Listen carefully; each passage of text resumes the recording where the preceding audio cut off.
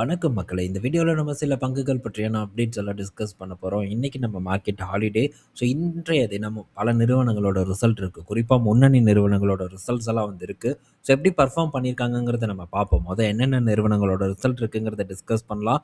So HDFC bank results இருக்கு. ICICI, axis, கோட்டாக்கோட result எல்லாம் இன்றைய தினம் பார்த்தீங்கன்னா வெளிவர இருக்கு. இதில ஆக்சிஸ் பேங்கோட ரிசல்ட் வந்துருச்சு. எப்படி பெர்ஃபார்ம் பண்றாங்கங்கிறத நம்ம பார்ப்போம். ஸோ இப்போ தான் நல்ல ஒரு டிப்ப தொட்ட நிறுவனங்கள். ஸோ HDFC பேங்க்லாம் இப்போ தான் ஒரு நல்ல லோக்கு போச்சு. அங்கேருந்து பார்த்தீங்கன்னா, திரும்பவும் இப்போ ஒரு ரெக்கவர் அப்போஸ் பண்ணிட்டு இருக்கு. ஸோ கிட்டத்தட்ட ஒரு ₹100க்கு மேலான ஒரு ஏற்றம் HDFC பேங்க்ல நடந்திருக்கும். ஸோ இந்த சூழ்நிலையில இவங்களுடைய ரிசல்ட் வருது. ஸோ மேபி இந்த ரிசல்ட்ஸ் நல்லால ஸோ இன்னும் வந்து ஒரு சீப்பா போகுது அப்படின்னா, டெஃபினட்டா நல்ல ஒரு வாய்ப்பு நமக்கு HDFC பேங்க்க பொறுத்தவரைக்கும் அகைன் வந்து ஓப்பன் ஆகும். ஸோ தொடர்ந்து ஓப்பன் ஆயிட்டே தான் இருக்கு. ஸோ வருட கணக்கில பார்க்கும்போது பெர்ஃபார்ம் பண்ணாத ஒரு நிறுவனமா தான் இந்த HDFC பேங்க் இருக்கு. ஆனா அதுக்காக ஸோ பெர்ஃபார்மே பண்ணலையே, இத போய் எதுக்குங்க நம்ம வாங்கி வச்சுக்கணும் அப்படிங்கிற ஒரு கேள்வி வரலாம். பட் லாங் டெர்ம் நோக்கத்தோட நம்ம வாங்குறோம். ஸோ நல்ல ஒரு இடத்துல நம்ம வாங்குறோம். பெர்ஃபார்ம் பண்றத பற்றி நம்ம பெருசா கவலைப்பட்டுட்டு இருந்தோம்னா, ஸோ கண்டிப்பா பெரிய அளவுக்கான ஒரு ஒரு அச்சீவ்மெண்ட்ட நம்மளால பண்ண முடியாது. ஸோ அதனால நல்ல ஒரு இடத்துல கிடைக்குதா, ஸோ போர்ட்ஃபோலியோவ ஸ்ட்ரென்த் பண்றதுக்கு நம்ம முடிஞ்ச அளவுக்கு முயற்சிய பண்ணலாம். என்னதான் வந்து பெர்ஃபார்ம் பண்ணாம இருந்தாலும், HDFC பேங்க் பார்க்கும்போது போர்ட்ஃபோலியோல நஷ்டத்துக்கு போயிருக்காது. இதுவே ஒரு பெரிய வெற்றி இல்ல. மார்க்கெட்ல பெரிய பெரிய வொலடைல் எல்லாம் வந்து ஏற்பட்டது. அப்பேற்பட்ட வொலடைல் ஏற்பட்டாலும் கூட, நம்ம போர்ட்ஃபோலியோவ தாங்கி பிடிச்சது லார்ஜ் கேப் அப்படிங்கிறத நீங்க கண்டிப்பா புரிஞ்சிருப்பீங்க. உங்க போர்ட்ஃபோலியோல லார்ஜ் கேப்புக்கு நீங்க அதிக வெயிட்டேஜ் வந்து குடுத்திருந்தா, ஸோ அதுதான் லார்ஜ் கேப்போட முக்கியத்துவம். அதுவும் சரியான ஒரு இடத்துல நம்ம வாங்கியிருந்தோம்னா, கண்டிப்பா நமக்கு பெரிய அளவுக்கு ஒரு நஷ்டத்த கொடுக்காது. அண்ட் அதே நேரத்தில ஒரு ஸ்டெபிலிட்டிய குடுக்கும் அப்படிங்கிறது தான் என்னோட ஒரு ஒரு நோக்கமா இருக்கு. ஸோ என்னோட ஒரு எண்ணமா வந்து இருக்கு. அத புரிய வைக்கணும் அப்படிங்கிறது தான் என்னுடைய ஒரு நோக்கமாவும் அது ஓடிட்டு இருக்கு. ஸோ லார்ஜ் கேப்க்கு முடிஞ்ச அளவுக்கு முக்கியத்துவம் கொடுக்கணும் அப்படிங்கிறது என்னோட கருத்து. ஸோ இப்போ ஆக்சிஸ் பேங்கோட பெர்ஃபார்மன்ஸ நம்ம பார்ப்போம். ஆக்சிஸ் பேங்க் இந்த காலாண்டோட பெர்ஃபார்மன்ஸ் பார்க்கும்போது பெட்டரா இருக்கு. இயர் ஆன் இயர்ல கம்பேர் பண்ணும்போது 23% அவங்களுடைய ப்ராஃபிட் பார்த்தீங்கன்னா உயர்ந்திருக்கு. போன காலாண்டு கூட கம்பேர் பண்ணும்போது ஸ்லைட்லி கொஞ்சோண்டு பார்த்தீங்கன்னா ஒரு இம்ப்ரூவ்மெண்ட் நடந்திருக்கு. பெரிய அளவுக்கான வளர்ச்சி போன காலாண்டு கூட கம்பேர் பண்ணும்போது இல்ல. ஸோ இந்த காலாண்டுல ப்ரொவிஷன் பார்த்தீங்கன்னா பெருசா வந்து கட் பண்ணப்பட்டிருக்கு. ஸோ இது ஒரு ரீசன் ப்ராஃபிட் வந்து இன்க்ரீஸ் ஆறதுக்கு. 2வது பார்த்தீங்கன்னா, அவங்களுடைய அசெட் குவாலிட்டி கொஞ்சம் வொர்ஸ்ட் ஆயிருக்கு. போன காலாண்டு கூட கம்பேர் பண்ணும்போது இந்த காலாண்டோட asset quality gross NPA, net NPA 2மே பார்த்தீங்கன்னா அஃபெக்ட் ஆயிருக்கு. ஸோ இது ஒரு முக்கியமான விஷயம். ஸோ இது 2ம் பார்த்தீங்கன்னா, ஒரு கன்சர்னா ஆக்சிஸ் பேங்கோட ரிசல்ட்ல நான் பார்க்குறேன். ஸோ இப்போதைக்கு இயர் ஆன் இயர்ல நல்ல பெர்ஃபார்மன்ஸ குடுத்தாலும், ஓவரால் ஃப்ளாட்டான பெர்ஃபார்மன்ஸ குடுத்துருக்கு. ஸோ அதே நேரத்தில ஆக்சிஸ் பேங்க் இப்போ ஒரு நல்ல வேல்யூல தானே இருக்கு அப்படிங்கிற கேள்வி வரலாம். ஆனா இந்த பேங்க்குக்கு இப்போ வந்து இந்த வேல்யூ நம்ம குடுக்கவே முடியாது. ஏன்னா, ஸோ இத விட நல்ல பங்குகள் பார்த்தீங்கன்னா, நமக்கு அட்ராக்டிவான இடத்துல இருக்கு. குறிப்பா HDFC பேங்க்கு. ஸோ நல்ல அட்ராக்டிவான இடத்துல இருக்கான். அதனால அது பக்கம் தான் நம்ம கான்சன்ட்ரேட் பண்ணணும். ஸோ ஒரு நல்ல கேப் இருந்ததுன்னா, HDFCக்கும், ஆக்சிஸ்க்கும் ஒரு நல்ல கேப் இருக்கு அப்படிங்கிற பட்சத்தில நம்ம ஆக்சிஸ்க்கு வந்து முக்கியத்துவம் கொடுக்கறத பத்தி திங்க் பண்ணலாம். அதர்வைஸ் ஜஸ்ட் வந்து நம்ம வேடிக்கை பார்க்கறதுக்கு மட்டும் ட்ரை பண்ணிக்கலாம். ஸோ இந்த ஆக்சிஸ் எல்லாம் ஒரு காலத்தில நல்ல ஒரு இடத்துல இருந்தது. ஸோ அங்கேருந்து பெரிய ரிட்டர்ன் எல்லாம் வந்து குடுக்கல. ஆனா ஹோல்டு பண்ணியிருந்தா, கண்டிப்பா ஒரு டபுள் த ரிட்டர்ன் வந்து குடுத்துருக்கும். ஸோ இன்னும் பிரைவேட் பேங்கோட ராலி பெண்டிங் இருக்கு. அதுவும் குறிப்பா லார்ஜ் கேப்போட ராலி பெண்டிங் இருக்கு. ஸோ அந்த ராலியில கண்டிப்பா வந்து நம்ம பார்ட்டிசிபேட் பண்றதுக்கான ஒரு வாய்ப்பும் நமக்கு கிடைச்சிருக்கும். ஆனா, ஸோ ஸ்டார்ட்டிங் டைம்ல பார்த்தீங்கன்னா, நான் இந்த சேனல் ஆரம்பிச்ச புதுசுல இந்த நிறுவனத்தில தொடர்ந்து பார்த்தீங்கன்னா, ஸ்விங் மட்டும் தான் பண்ணிட்டு இருப்பேன். ரூ. 650 வரும், ரூ. 630 வரும். ஸோ அந்த இடத்துல வாங்குவேன். ரூ. 800 கிட்ட விப்பேன். ஸோ அது ஒரு ஸ்விங்குக்கான பொற்காலம் அப்படின்னு சொல்லலாம். ஆனா ஸ்விங் ட்ரேட் பண்ணி பண்ணி அந்த ஒரு ஷார்ட் டெர்ம் ப்ராஃபிட்ட பார்த்தே ரொம்ப பார்த்தீங்கன்னா, எனக்கு ஒரு சாட்டிஸ்ஃபேக்ஷனா இருந்தது. ஓகே இதுவே போதும் அப்படிங்கிற ஒரு மனப்பான்மையில, ஸோ நெறைய ஸ்விங் ட்ரேட் நான் பண்ணுவேன். லாங் டெர்ம்க்கு பை பண்றத காட்டிலும், ஸ்விங் ட்ரேட் வந்து ரொம்ப அதிகமா வந்து பண்ணுவேன். ஸோ லாங் டெர்ம்க்கு பார்க்கும்போது ரொம்ப அடிமட்டத்தில இருக்கு. ஸோ நல்ல ஒரு டிவிடெண்ட் கிடைக்குது. ஸோ அப்படிப்பட்ட பங்குகள தொடர்ந்து வந்து ஆட் பண்ணிட்டு இருந்தேன், அந்த ஒரு காலகட்டத்தில. ஸோ லாங் டெர்ம் அடிஷன் ஸ்லோவா இருந்தது. ஸ்விங் ட்ரேடுக்கான ஒரு முக்கியத்துவம் அதிகமா இருந்தது. பட் இப்போ அதெல்லாம் அப்படியே மாறிருச்சு. ஸோ ஸ்விங் ட்ரேட் பண்ணலாம். ஸோ ஸ்விங் ட்ரேட் பண்றதுல தவறு இல்ல. ஸோ ஸ்விங் ட்ரேட் பண்றது மூலியமா நல்லா நம்ம கரெக்ட்டா பண்ணோம்னா, நம்ம கேப்பிட்டல் பார்த்தீங்கன்னா, இம்ப்ரூவ் ஆகும். ஆனா அதே நேரத்தில ஸோ ஸ்விங் ட்ரேட் பண்றது மூலியமா பல வாய்ப்புகள் வந்து நமக்கு தவற விடவும் படும் அப்படிங்கிறதுல மாற்று கருத்து இல்ல. அதுக்கு ஒரு உதாரணம் பார்த்தீங்கன்னா, இந்த ஆக்சிஸ் பேங்க்க நம்ம சொல்லலாம். அடுத்தது ஸோ ரிலையன்ஸோட ரிசல்ட் வந்திருக்கு. ஸோ ரிலையன்ஸோட ரிசல்ட் நேத்தே வந்திருந்தது. நம்ம டிஸ்கஸ் பண்ணல. ஸோ இன்னைக்கு பண்ணிக்கலாம் அப்படின்ட்டு நான் விட்டுட்டேன். ஸோ ரிலையன்ஸோட பெர்ஃபார்மன்ஸ் எப்படி இருக்குன்னு பார்த்தா, பெட்டரான ஒரு பெர்ஃபார்மன்ஸை இந்த காலாண்டு வந்து டெலிவர் பண்ணியிருக்காங்க. ரிலையன்ஸை பொறுத்த வரைக்கும் ஸோ பெர்ஃபார்ம் பண்ணாத ஒரு இடம் அப்படின்னு நம்ம பார்த்தோம்னா ரீட்டெயில் தான் வந்து நல்ல பெர்ஃபார்மை பண்ணலை. மற்றபடி அனைத்து செக்மெண்ட்டுமே பெட்டர் பெர்ஃபார்மன்ஸை வந்து போஸ்ட் பண்ணியிருக்கு. ஸோ ஓவரால் அவங்களுடைய ரெவன்யூ பார்க்கும்போது 3,00,000 கோடியை தாண்டிருச்சு. 3,09,000 கோடி கிட்ட இருக்குது. ஸோ உங்களுடைய ப்ராஃபிட் பார்க்கும்போது 23,000 கோடி கிட்ட இருக்குது. ஸோ 23,196 கோடி நெட் ப்ராஃபிட்டாக வந்து போஸ்ட் பண்ணியிருக்காங்க. ஸோ ரீட்டைலோட பர்ஃபார்மன்ஸ் இந்த காலாண்டு சுமாராக இருந்திருக்கு. அது ஒரு பெரிய கன்சர்ன். மற்றபடி ஓ2சி பெட்டர் பர்ஃபார்மன்ஸை வந்து போஸ்ட் பண்ணியிருக்கு. ஜியோ பார்க்கும்போதும் நல்ல பர்ஃபார்மன்ஸை வந்து போஸ்ட் பண்ணியிருக்கு. ரெண்டுமே டபுள் டிஜிட் க்ரோத்தை போஸ்ட் பண்ணியிருக்கு. ஆனால் இந்த இடத்துல அந்த ஒரு வளர்ச்சி இல்லை. ரீட்டெயிலில் பொறுத்த வரைக்கும் வளர்ச்சி இல்லை. ஸோ மேபி அதுவும் இருந்ததுன்னா இன்னும் கொஞ்சம் ஒரு பெட்டரான பர்ஃபார்மன்ஸை ரிலையன்ஸ் பார்த்திங்கன்னா டெலிவர் பண்ணியிருக்கோம். ஸோ இது ஒரு பெரிய ஒரு விஷயம். அண்ட் ஜியோ ஸ்டார் இதெல்லாமே பார்க்கும்போது நல்ல ஒரு பர்ஃபார்மன்ஸ் தான் இந்த காலாண்டு வந்து டெலிவர் பண்ணியிருக்காங்க.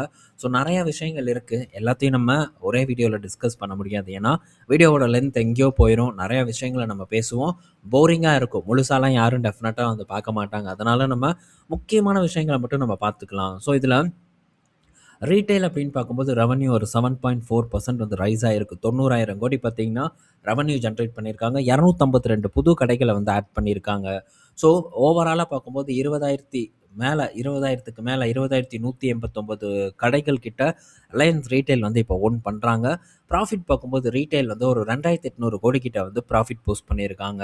ஸோ இவ்வளோ தான். ஸோ ப்ராஃபிட் பார்க்கும்போது டிக்ளைன் ஆகிருக்கு. ஸோ இது ஒரு கன்சர்ன் ரிலையன்ஸ் ரீட்டைலை பொறுத்த வரைக்கும். அடுத்தது ஜியோ பிளாட்ஃபார்ம் நம்ம எடுத்துக்கிட்டால் ஸோ ஏஆர்பியூ வந்து ரொம்ப ஸ்லோவாக தான் வந்து உயர்ந்திருக்கு. பெரிய அளவுக்கு வந்து உயர்வு இல்லை. ஏர்டெலோட கம்பேர் பண்ணும்போது ரொம்ப ஸ்லோ தான். ஆனால் ப்ராஃபிட் பார்க்கும்போது இந்த காலாண்டு பெட்டராக வந்து இருக்குது. ஸோ போன காலாண்டு அதாவது குவார்டர் அண்ட் குவார்டர் நம்ம கம்பேர் பண்ணணும்னா கிட்டத்தட்ட 400 கோடிக்கு மேலே 440 கோடி கிட்ட அதிகப்படியான 400 கோடி கிட்ட அதிகமாக வந்து ப்ராஃபிட் வந்து போஸ்ட் பண்ணியிருக்காங்க. 7,764 கோடி இந்த காலாண்டு ப்ராஃபிட்டாக வந்து இவங்க டெலிவர் பண்ணியிருக்காங்க ஜியோ பொறுத்த வரைக்கும். So ARPU average revenue per user பார்க்கும்போது 215 ரூபா 60 பைசா இருக்குது. ஒரு ரூபா 60 பைசா பார்த்தீங்கன்னா இந்த ஏஆர்பிஓ இன்க்ரீஸ் ஆகிருக்கு. எனக்கு தெரிஞ்ச ஏர்டெல்லில் எப்படியும் ஒரு 235 ரூபா 245 ரூபா கிட்ட இருக்கும் இந்த ஏஆர்பிஓ. ஸோ இது ரெண்டு பேர்த்துக்கு இருக்கக்கூடிய டிஃப்ரெண்ட் இதுதான். ஸோ ஸ்டில் பார்த்தீங்கன்னா ஜியோ ஒரு சீப்பரான ஒரு ஆப்ஷனாக மார்க்கெட்டில் இருக்குது ஏர்டெல் கூட கம்பேர் பண்ணும்போது. ஸோ இது இவங்களுடைய போட்டித்தன்மையை இன்னும் வந்து உறுதிப்படுத்துது. ஸோ அதுதான் மெயின் ரீசன். மேபி ரெண்டு பேரும் ஒரே காஸ்ட்டில் இருந்தாங்கன்னா ஏர்டெல் பார்த்திங்கன்னா லீட் எடுக்கிறதுக்கான வாய்ப்பு இருக்குது. ஸோ வேணும்னே தான் இவங்க ஏஆர்பியூவை ஏர்டெலுக்கு கீழே வந்து மெயின்டைன் பண்ணிகிட்டு இருக்காங்க. ஸோ இது ஓவர் த பீரியட் வந்து சேஞ்ச் ஆகும் அப்படின்ட்டு நம்ம எதிர்பார்க்கலாம். ஸோ விரைவில் ஐபிஓ வரப்போகுது. ஐபிஓன்னு சொல்கிறாங்களே தவிர இன்னும் வந்த பாடு இல்லை. ஸோ வரும்போது நம்ம அதை பற்றியெல்லாம் பேசிக்கலாம். பட் வந்ததுன்னா கண்டிப்பாக அப்ளை பண்ணலாம் அப்படிங்கிற ஒரு மைண்ட் செட்டில் தான் இருக்கேன். ஸோ வரட்டும், இதை பற்றி திரும்ப நம்ம டிஸ்கஸ் பண்ணலாம். ஸோ அடுத்தது ஹெச்எல் டெக் கிட்ட இருந்து அப்டேட்டு. ஸோ ஹெச்எல் டெக் பார்த்தீங்கன்னா கார்டியன் இன்சூரன்ஸ் ஸோ யூஎஸை சேர்ந்த ஒரு நிறுவனம். ஸோ இந்த கார்டியன் இன்சூரன்ஸ் கம்பெனி ஸோ அந்த கம்பெனியோட ஜிசிசியை பார்த்தீங்கன்னா ஹெச்எல் வந்து இப்போது வாங்குறாங்க. ஸோ பார்ட்னர்ஷிப் போட்டிருக்காங்க அவங்க கூட. ஸோ அவங்களோட ஒர்க்கை ஹெச்எல் தான் இனிமேல் வந்து பண்ணி கொடுக்க போகிறாங்க இந்த ஜிசிசியை வாங்குறது மூலிமா. கிட்டத்தட்ட ஒரு 2,000 எம்ப்ளாயீஸ் பார்த்தீங்கன்னா ஹெச்எல்லோட எம்ப்ளாயீஸாக வந்து மாற போகிறாங்க. அங்கே இருக்கக்கூடிய லீடர்ஷிப் அப்படியே இருக்கும் அப்படின்ட்டும் ஒரு தகவல் வந்திருக்கு. ஸோ இந்த ஜிசிசி பார்க்கும்போது ஒரு பெரிய தலைவலியாக பார்த்தீங்கன்னா எல்லாத்தையும் சொல்லிகிட்டு இருந்தாங்க. பட் இப்போது ஜிசிசியை நடத்தாமல் அவங்க பார்த்தீங்கன்னா ஆல்ரெடி இருக்கக்கூடிய ஐடி கம்பெனிஸ்க்கு கொடுத்துட்டு வெளியே கிளம்புறாங்க. இது முக்கியமாக பார்க்க வேண்டிய விஷயம். இந்த பார்ட்னர்ஷிப்னால இப்போது ஹெச்எல் டெக்குக்கு புதுசாக ஒரு பிஸ்னஸ் வந்து ஆகுது. ஆனால் அதே நேரத்தில் இன்வெஸ்ட்மெண்ட்டும் வந்து பண்ணியிருக்காங்க. ஸோ அந்த ஜிசிசி அக்யூர் பண்ணுறது மூலியமா 2,000 எம்ப்ளாயீஸை ஹெச்எல் டெக் பார்த்தீங்கன்னா உள்ளே இழுக்கிறாங்க.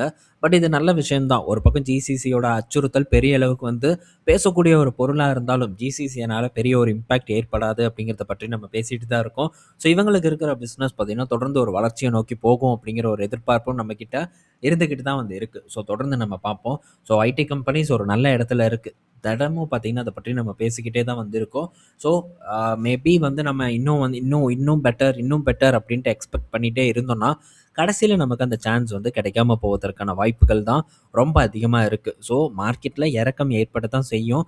அதுக்காக நம்ம பீக்கில் வாங்கி மாற்றுறது கிடையாது. ஸோ லோவில் வாங்குறதுக்கு தயக்கத்தை நம்ம காட்டணும்னா ஒன்றும் பண்ண முடியாது. ஸோ அதனால் உட்காந்து யோசித்து பொறுமையாக கம்பெனிஸில் டிசிஷன் எடுக்கிறதுக்கு ட்ரை பண்ணுங்கள். அடுத்தது எவல்ஸ் கிட்ட இருந்து அப்டேட்டு. ஸோ எவல்ஸோட பர்ஃபார்மன்ஸ் பார்த்திங்கன்னா இந்த காலாண்டில் மோசமாக இருக்குங்க. பாலிகேப்போட ரிசல்ட் நம்ம பார்த்தோம். நல்ல ஒரு பர்ஃபார்மன்ஸை கொடுத்துருந்தாங்க. ஆனால் எவல்ஸ் பார்க்கும்போது இந்த காலாண்டு ஸோ ஒரு ஒஸ்ட் பர்ஃபார்மன்ஸை போஸ்ட் பண்ணியிருக்காங்க. அதனால் இந்த நிறுவனத்த போட்டு அடிக்கவும் செய்வாங்க அப்படிங்கிற எதிர்பார்ப்பு எனக்கு இருக்கு. ஸோ போன காலாண்டு சூப்பரா இருந்தது. ஸோ இவங்க எல்லாத்துக்குமே பார்த்தீங்கன்னா, அதாவது இந்த வயர்ஸ் அண்ட் கேபிள் செக்மெண்ட்ல இருக்கக்கூடிய நிறுவனங்களுக்கு மார்ச் குவார்ட்டர் பெட்டரான ஒரு குவார்ட்டரா வந்திருக்கு. அண்ட் அதுக்கு அடுத்தடுத்த காலாண்டு கொஞ்சம் சுமாரா இருக்கு. ஆனா இந்த காலாண்டு எவல்ஸ்க்கு ரொம்ப சுமாரா இருக்கு. ஸோ என்ன ரீசன்னா, லாய்டோட பெர்ஃபார்மன்ஸ் பார்த்தீங்கன்னா நல்லா இல்ல. கிட்டத்தட்ட 1500 கோடி கிட்ட இந்த லாய்டு வந்து ரெவென்யூ ஜெனரேட் பண்றாங்க. ஆனா இன்னும் பார்த்தீங்கன்னா லாஸ் மேக்கிங் டிவிஷனா தான் லாய்டு வந்து இயங்கிட்டு இருக்கு. மத்தபடி வயர்ஸ் அண்ட் கேபிள் செக்மெண்ட் பார்க்கும்போது, அது நல்ல ஒரு வளர்ச்சிய குடுத்துருக்கு. 27% குரோத்த பார்த்தீங்கன்னா குடுத்துருக்கு. பட் இருந்தாலும் இந்த லாய்டோட பெர்ஃபார்மன்ஸ் அத ஆஃப்செட் பண்ணியிருக்கு. ஸோ இது ஒரு பெரிய கன்சர்னா எவல்ஸ்க்கு ஓடிட்டுருக்கு. பட் லாங் டர்ம்ல இது ஒரு பே பண்ணும் அப்படின்னு நான் எதிர்பார்க்கிறேன். பட் இந்த இந்த லாய்டு காம்படிட்டர்லாம் நம்ம பார்த்தோம்னா, அது ரொம்ப கொஞ்சம் ஒரு ரொம்ப அக்ரஸிவான ஒரு இடமா தான் வந்து பார்க்கப்படுது. எப்படி இவங்க க்ரோ ஆகுறாங்க? ஏன்னா, ஏசி இருக்கும், ஃப்ரிட்ஜ் இருக்கும். ஸோ ஏசி எல்லாம் already higher, LG, Voltas, blue star இவங்கலாம் பெரிய அளவுக்கு போட்டி போட்டுட்டு இருக்காங்க. ஸோ லாய்டெல்லாம் எந்த அளவுக்கு வந்து அவங்க கூட போட்டி போட்டு மார்ஜின வந்து கொண்டு வர முடியும் அப்படிங்கிறது ஒரு சந்தேகத்துக்குரிய ஒரு விஷயம் தான். பட் கொண்டு வரது தானே ஒரு நிறுவனத்தோட சேலஞ்சு. அதை இவங்க பண்ணுவாங்களாங்கிறத நம்ம வெயிட் பண்ணி பார்ப்போம். மேபி என்னைக்காச்சும் ஃபியூச்சரில் ஒரு அட்ராக்டிவான இடத்துல கிடைச்சதுன்னா, அப்போ இதை பற்றி நம்ம திரும்ப டிஸ்கஸ் பண்ணலாம். ஸோ இப்போ வரைக்கும் இந்த நிறுவனம் நல்ல ஒரு கரெக்ஷனை கொடுத்துருக்கு. 2000 இருந்தது. இப்போ பாருங்க வெறும் 1200 கிட்ட வந்து ட்ரேட் ஆகிட்டு இருக்கு. ஸோ கரெக்ஷன் தொடரணும் அப்படிங்கிறது எதிர்பார்ப்பு. ஸோ ஒரு நல்ல லெவல் வந்ததுன்னா இதை பற்றி நம்ம கண்டிப்பாக அப்கமிங் வீடியோஸில் டிஸ்கஸ் பண்ணலாம். ஸோ அடுத்தது ஏபி கேபிட்டல் பார்த்தீங்கன்னா ஒரு 484 கோடி அவங்களுடைய இன்சூரன்ஸ் ஆர்மில் வந்து முதலீடு பண்ணுறதா ஒரு அப்டேட் வந்து கொடுத்துருக்காங்க. ஸோ ஏபி கேபிட்டல் இப்போ வரைக்கும் பெட்டர் பர்ஃபார்மன்ஸை போஸ்ட் பண்ணிட்டு இருக்கு. என்ன வேல்யூவேஷன் ரொம்ப ஓவர் ஆயிருச்சு. ஸோ இந்த வேல்யூவேஷன் எனக்கு டெஃபினட்டாக சூட்டபுளாக இல்லை. இதை பற்றி நான் ஆல்ரெடி டிஸ்கஸ் பண்ணியிருக்கேன். ஸோ இருந்தாலும் நண்பர்கள் இதை பற்றி கேட்குறாங்க, ஏபி கேபிட்டல் பற்றி பேசுங்கன்ட்டு. ஸோ ஒன்று புரிஞ்சுக்கணும், ஏறினதுக்கப்புறம் இதை பற்றி பேசுறதுக்கு ஒன்றும் இல்லை. அண்ட் இதில் ஆல்ரெடி பார்த்தீங்கன்னா நான் ப்ராஃபிட் புக் பண்ணிட்டேன். ஸோ இப்போ பார்க்கும்போது இந்த நிறுவனம் நல்ல ஒரு பீக்கில் இருக்குது. ஸோ எங்கேன்னு இருந்ததுன்னு பாருங்கள். ஸோ நான் டிஸ்கஸ் பண்ணும்போது ஆல்மோஸ்ட் இந்த இடத்துல தான் நான் டிஸ்கஸ் பண்ணேன். ஸோ அப்போ இருந்து நான் வெயிட் பண்ணேன். 23லேருந்து 3 வருடத்தில் நல்ல பர்ஃபார்மன்ஸ் கிடச்சிது. அதுக்கு மேலே நம்ம ஹோல்டு பண்ணுறதுல பெரிய அர்த்தம் இல்லை அப்படிங்கிறது என்னோட கணக்கு. ஏன்னா வேல்யூவேஷன் அப்போ இருந்தது வேற, இப்போ இருக்கக்கூடிய லெவல் வேற. ஸோ மாறிடுச்சு. நமக்கு அந்த டைமில் பர்ஃபார்ம் பண்ணாமல் இந்த பங்கு கிடச்சிது. ஸோ இப்போ பார்த்தீங்கன்னா பங்கு வேறு லெவல் பர்ஃபார்மன்ஸை பண்ணுது. ஸோ அதுக்காக பர்ஃபார்மன்ஸ் பண்ணுதே அப்படின்ட்டு நம்ம உட்காந்துட்டே இருக்க முடியாது. ஏன்னா மதிப்பீடு மாறுது. ஸோ இது ஜஸ்ட் ஒரு ஃபினான்சியல் செக்டர் பங்கு தான். ஸோ இந்த இடத்துல நம்ம பெருசாக உட்காந்துட்டு இருப்பதில் பெரும் பலன் இல்லை அப்படிங்கிறது என்னோட கருத்து. ஸோ நல்லா ப்ராஃபிட் பண்ணிட்டோமா, அதுக்கப்புறம் போனோமா அப்படிங்கிறது இருக்கணும். அடுத்த ஆப்பர்ச்சுனிட்டி இருக்கக்கூடிய இடத்த நோக்கி நம்ம போகணும். இதையவே வச்சுட்டு உட்காந்துட்டு இருந்தோம்னா எவ்வளோ நாள் உட்காந்துட்டு இருக்கிறது. ஸோ ஸ்டேபிளான ஒரு க்ரோத் கிடைக்கக்கூடிய ஒரு இடத்துல நம்ம வந்து முடிவுகளை மாற்றி எடுக்கணும் அப்படிங்கிறத நான் தெரியப்படுத்திக்கிறேன். ஓகே. ஸோ ஃபர்தராக அப்டேட் இருந்ததுன்னா ஏபி கேபிட்டலை பற்றி அப்டேட் பண்ணுறேன். ஸோ தினம் அதாவது அப்பப்போ வந்து நம்ம ஒரு அப்டேட்டை வந்து கொடுத்துக்கிட்டே இருக்க முடியாதுங்கிறதையும் இந்த இடத்துல நான் மென்ஷன் பண்ணிக்கிறேன். ஓகே. ஏன்னா இப்போதைக்கு எங்கே ஒரு சான்ஸும் இல்லை. ஸோ இதெல்லாம் எக்ஸிட் ஆகிறதுக்கான சான்ஸு. பட் நான் எக்ஸிட் ஆகுதுன்னு சொல்லலை, நான் பண்ணிட்டேன் அப்படின்னு தான் சொல்கிறேன். ஸோ பார்த்து பொறுமையாக உட்காந்து ரிசர்ச் பண்ணி முடிவு எடுத்துக்கோங்க. ஓகே. இந்த வீடியோவில் நம்ம பல பங்குகள் பற்றின அப்டேட் பார்த்துருப்போம். பயனுள்ளதாக இருக்கும்னு நான் நினைக்கிறேன். ஈவினிங் நம்ம இன்னொரு வீடியோவில் மீட் பண்ணுவோம். பாய் மக்களே.